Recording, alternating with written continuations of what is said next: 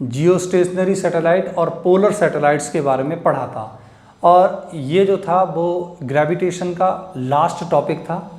अब मैं आपको ग्रेविटेशन के नोट्स प्रोवाइड करूँगा और उन नोट्स को आपको अपनी नोट्स कॉपी में कंप्लीट करना है।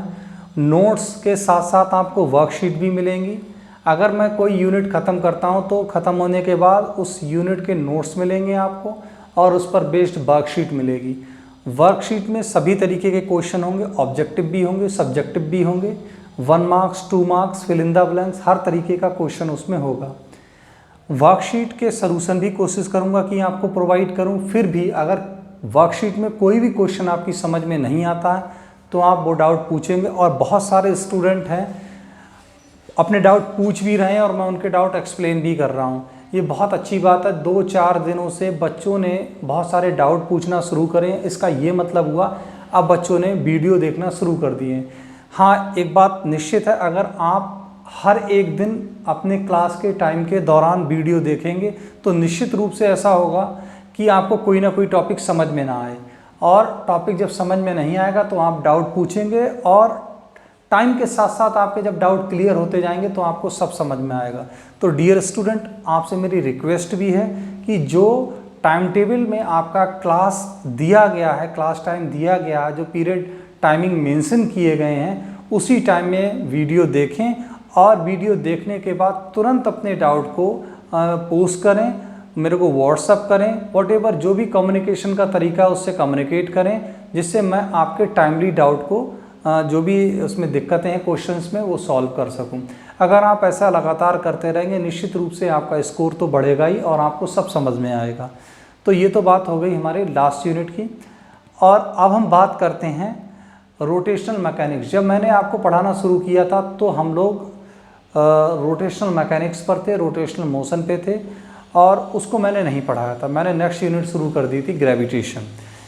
अब हम बात करेंगे रोटेशनल मोशन की। हमने यूनिट नंबर 6 जो है वो एक तरीके से कंप्लीट कर ली है, और यूनिट नंबर जो है 4 जो कि रोटेशनल मोशन है।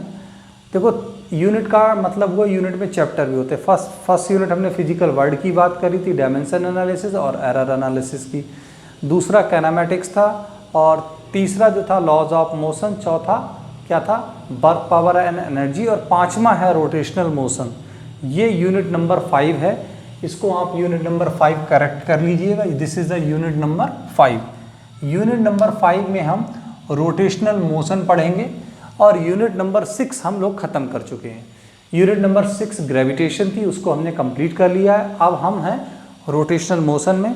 रोटेशनल मोशन बहुत ही इंटरेस्टिंग यूनिट है और थोड़ी कॉम्प्लिकेटेड है।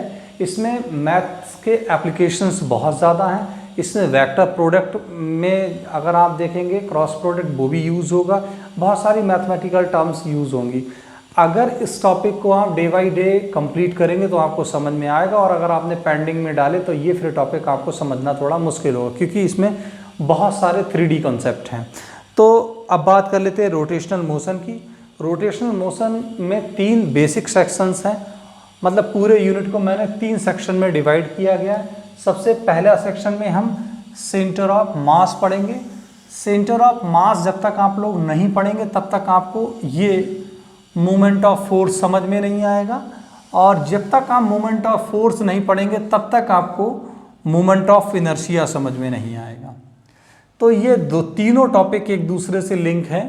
तो पूरे हमने सिलेबस को, रोटेशनल मोशन के सिलेबस को हमने 3 पार्ट में डिवाइड किया, 3 सेक्शन में डिवाइड किया है। पहला सेंटर ऑफ मास है, दूसरा मोमेंट ऑफ फोर्स है, और तीसरा मोमेंट ऑफ इनर्शिया है। तो डियर स्टूडेंट, इस यूनिट को हमने 3 सेक्शन में डिवाइड किया है। अब जो सबसे पहला सेक्शन है सेंटर ऑफ मास, हम लोगों ने न्यूटन्स लॉ ऑफ मोशन में पढ़ा था। जो भी हमने लॉज पढ़े थे वो सब एक तरीके से पॉइंट बॉडी के लिए वैलिड थे। ये पॉइंट बॉडी क्या होती है? पॉइंट बॉडी का मतलब पार्टिकल, एक ऐसी बॉडी जिसका पूरा का पूरा मास एक जगह पर सेंटर्ड हो और बॉडी का जो साइज और स्ट्रक्चर नेग्लिजिबल हो।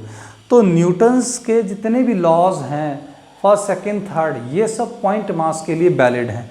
अब एक समस्या ये आई कि अब हम पढ़ने जा रहे हैं पूरी बॉडी, और पूरी बॉडी में बहुत सारे पार्टिकल्स होंगे, बहुत सारे पॉइंट मासेस होंगे।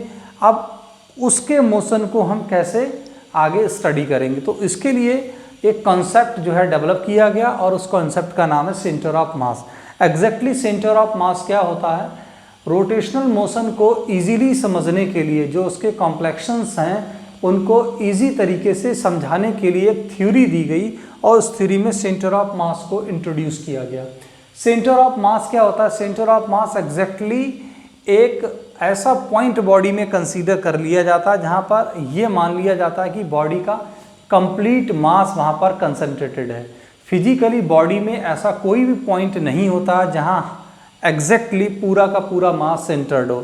It is a mathematical assumption for the study of rotational motion, यानी रोटेशनल मोशन को इजीली पढ़ने के लिए ये एक मैथमेटिकल अजम्पशन है और इस अजम्पशन के अकॉर्डिंगली हम ये कंसीडर कर लेते हैं कि बॉडी का पूरा मास एक ही पॉइंट पर कंसंट्रेटेड है। और जब हम पूरी बॉडी का मास एक पॉइंट पर कंसंट्रेटेड मान लेते हैं तो ऐसी स्थिति में क्या होता है?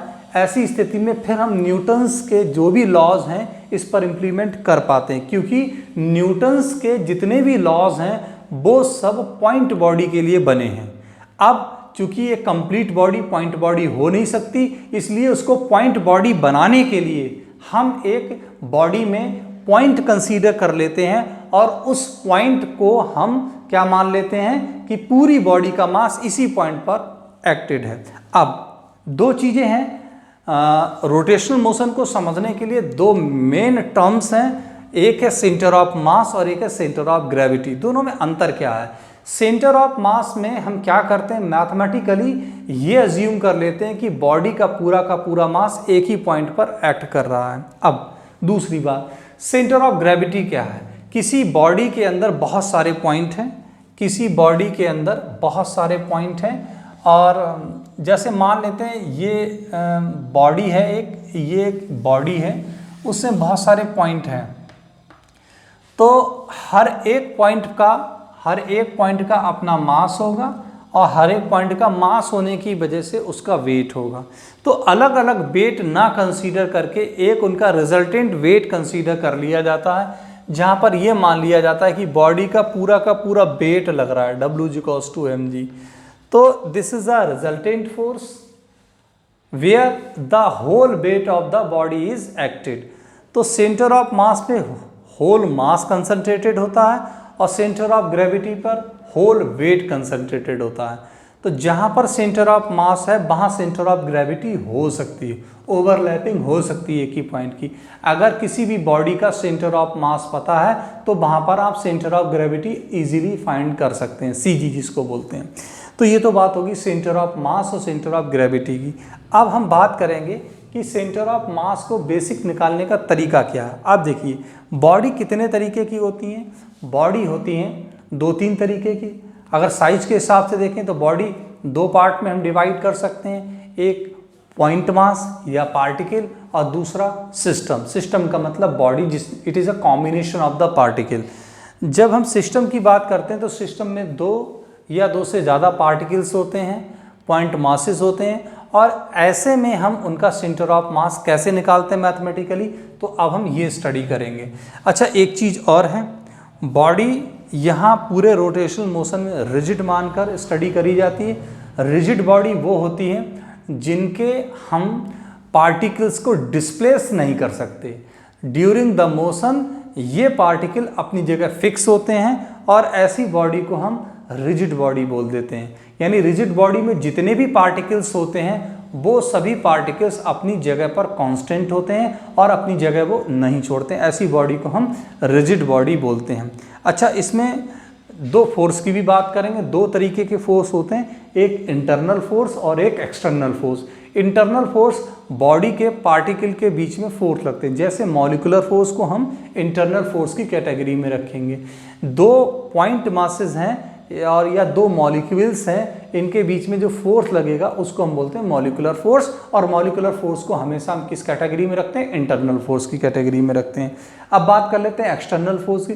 किसी भी सिस्टम, किसी भी बॉडी, किसी भी पार्टिकल पर जब हम बाहर से कोई फोर्स एक्सर्ट करते हैं तो वो कहलाता है एक्सटर्नल फोर्स। जैसे कोई ब्लॉक रखा हुआ उसको आपने पुश किया या उसको आपने पुल किया, तो ऐसी स्थिति में जो भी आप यहाँ पर फोर्स एक्सर्ट कर रहे हैं वो कहलाएगा एक्सटर्नल फोर्स।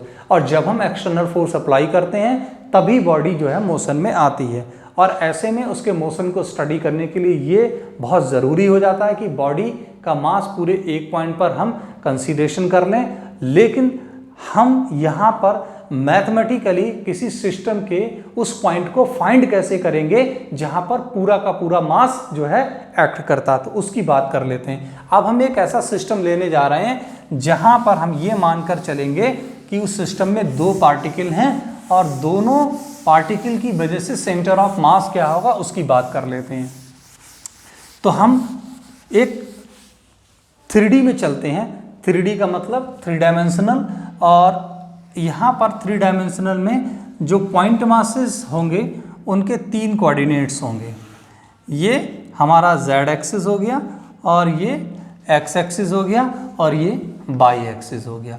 अब यहाँ पर हमने फिलहाल तो 2 पॉइंट मान लिए हैं, ये 2 पॉइंट हमने अज्यूम किए हैं। अब इसका अगर हम देखें तो ये इसका पोजीशन वेक्टर हो गया जिसको मैंने r1 वेक्टर बोल दिया, और ये इसका पोजीशन वेक्टर हो गया जिसको मैंने r2 वेक्टर बोल दिया। इसके कोऑर्डिनेट x1, y1, z1 है और इसके कोऑर्डिनेट x2, y2, z2 है। ये इसके कोऑर्डिनेट्स हैं। अब ये एक सिस्टम हमने अज्यूम कर लिया, दिस इज अ सिस्टम। ये एक सिस्टम है और इस सिस्टम में कितने पार्टिकल्स हैं यहाँ पर? इस सिस्टम में यहाँ पर 2 पार्टिकल हैं। इस सिस्टम में कितने पार्टिकल हैं? 2। आप 2 से ज़्यादा भी अज्यूम कर लेते, 3 भी अज्यूम कर सकते, उससे कोई दिक्कत वाली बात नहीं है। अब हमें यहाँ पर सेंटर ऑफ मास निकालना है। तो सेंटर ऑफ मास का निकालने का फार्मूला क्या होता है, कैसे हम सेंटर ऑफ मास निकालते हैं? तो ये इनको दोनों को जोड़ने वाली लाइन हो गई और ये भी एक डिस्प्लेसमेंट वेक्टर की तरह कंसीडर किया जाता है। हम अज्यूम कर लेते हैं कि यहाँ पर इसका सेंटर ऑफ मास होगा और ये जो वेक्टर है वो इसके सेंटर ऑफ मास की पोजीशन को बताएगा।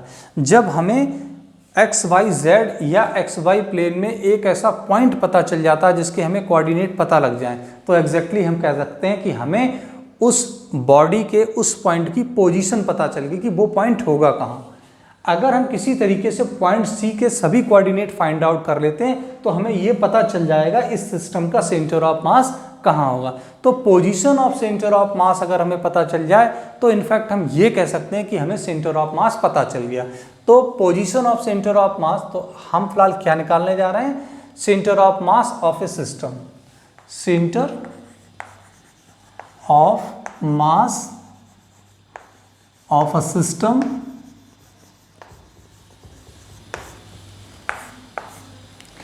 और इस सिस्टम में कितने पार्टिकल हैं? 2 पार्टिकल हैं। एक का मास m1 है और दूसरे का मास है m2। अब ऐसी स्थिति में हम सेंटर ऑफ मास कैसे निकालेंगे? यानी we have to find vector r। तो वेक्टर r की वैल्यू हम कैसे निकालेंगे? तो यहाँ पर डायरेक्ट फार्मूला है, डेरिवेशन नहीं है। वेक्टर r की जो वैल्यू निकालेंगे, हम निकालेंगे यहाँ m1 vector r1 plus m2 vector r2 upon m1 plus m2। अब यहाँ पर बात ये आती है कि r1 और r2 के वैल्यूज़ क्या होंगे? तो यहाँ पर r1 और r2 के वैल्यूज़ होंगे where r1 is equals to x1 i caret, y1 j caret plus z1 k caret. और यहाँ पर r2 की जो वैल्यू होगी वो क्या होगी? वो होगी x2 i caret plus y2 j caret plus z2 k caret, right. तो बेटा यहाँ से r1 और r2 की हमें वैल्यूज़ पता चल जाएंगे। अब कोऑर्डिनेट निकालने का तरीका क्या, कैसे निकालेंगे कोऑर्डिनेट? हम मान लेते हैं इसका कोऑर्डिनेट 1, 2, 3 है और इसका कोऑर्डिनेट 4, 3, 2 है और ये 1 kg का है और ये 2 kg का है एग्जाम्पल के तौर पे। यानी एक ऐसा सिस्टम हमें पता चल गया जिसके हमें कोऑर्डिनेट्स पता है, मासेस पता है। तो हम कैसे सेंटर ऑफ मास निकालेंगे? तो कोई दिक्कत वाली बात नहीं है। हम यहाँ पर फार्मूला फिर से रखेंगे, r1 is equals to m1 की वैल्यू कितनी है? तो m1 की वैल्यू है 1 kg। r1 कितना है? r1 ये देखिए x1 i कैरेट, x1 की वैल्यू 1 है तो ये i कैरेट हो जाएगा प्लस और y1 की वैल्यू 2 है तो ये आ जाएगा 2j कैरेट और Z1 की वैल्यू 3 है तो ये आ जाएगा 3k कैरेट। ये तो बात होगी M1 R1 की। प्लस M2 की वैल्यू कितनी है, M2 2 kg है और यहाँ पर X2 की वैल्यू कितनी है 4, तो ये आ जाएगा 4i कैरेट। प्लस Y2 की वैल्यू कितनी है, तो ये आ जाएगा 3j कैरेट और Z2 की वैल्यू 2 है तो ये आ जाएगा 2k कैरेट, राइट। तो ये कोऑर्डिनेट हो गया किसके, M1 और M2 के कोऑर्डिनेट हो गए। मासेस कितने आ जाएंगे, तो मासेस आ जाएंगे M1 प्लस M2 यानी 1 प्लस 2 3 हो गया। अब हम इसको सॉल्व कर सकते हैं। कैसे सॉल्व करेंगे देख लीजिए। इसको सॉल्व करने का तरीका क्या होगा, सॉल्व करने का तरीका मल्टीप्लाई कर दिया, इससे इसकी मल्टीप्लाई करके ये i caret plus 2j caret plus 3k caret plus 2 4 जा 8 i कैरेट 2 3 जा 6 j कैरेट और 2 2 जा 4k कैरेट, राइट। अपॉन कितना आ गया 3। अब i और 8 1 ये कितना हो गया 9i carat, right. Plus 2 plus 6 कितना हो गया 8j caret plus 3 and 4 7k caret upon कितना 3, राइट। ये वेक्टर r हो गया।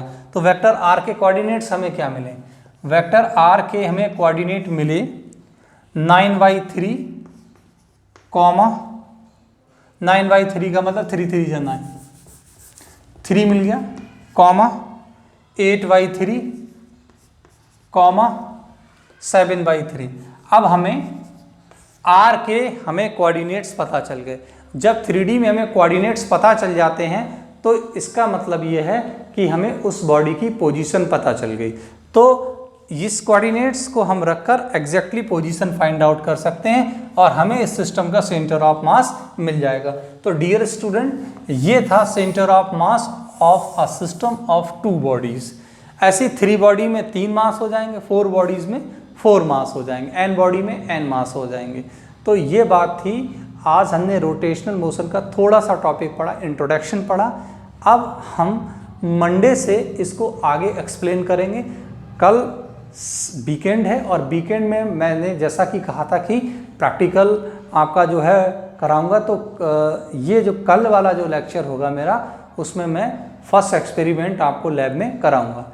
Thank you so much.